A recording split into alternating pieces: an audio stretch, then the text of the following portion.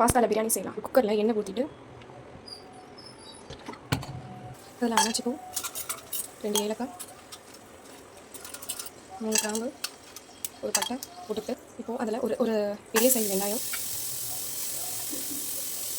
கொஞ்சம் உப்பு, வெங்காயம் நல்லா பொன்னிறமாக வதக்கணும். உடனே கொஞ்சம் இஞ்சி பூண்டு விழுது, 2 பச்சை மிளகா. நான் வந்து சிக்கனை ஃப்ரை பண்ணி வச்சுருக்கேன். நீங்கள் ராவாக போட்டால் கூட நீங்கள் போட்டுக்கோங்க. நான் சிக்கன் ஃப்ரை பண்ணி இந்த மாதிரி போட்டிருக்கேன். இப்போது 2 தக்காளி எடுத்துருக்கேன். 2 தக்காளி போட்டுக்கோங்க. இப்போ கொத்தமல்லி புதினா போட்டுக்கோங்க. வதக்கிட்ட கொஞ்சோண்டு மஞ்சத்தூள், கொஞ்சோண்டு மிளகாத்தூள், உங்கள் தேவைக்கு ஏற்ப மிளகாத்தூள் போட்டுக்கோங்க. கொஞ்சம் சிக்கன் மசாலா, கொஞ்சம் கரம் மசாலா போட்டுக்கோங்க. எவ்வளோ கலர்ஃபுல்லாக இருக்குது.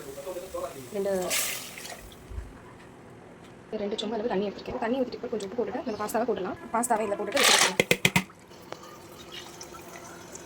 சரிங்களா? பாஸ்தா வந்து உள்ளே நல்லா இதுவாக இருக்குது. மேலே வரைக்கும் நம்ம தண்ணி போட்டுருவோம். அப்போ தான் அது வேகும். இப்போது ஒரு 4 விசில் வச்சிடலாம்.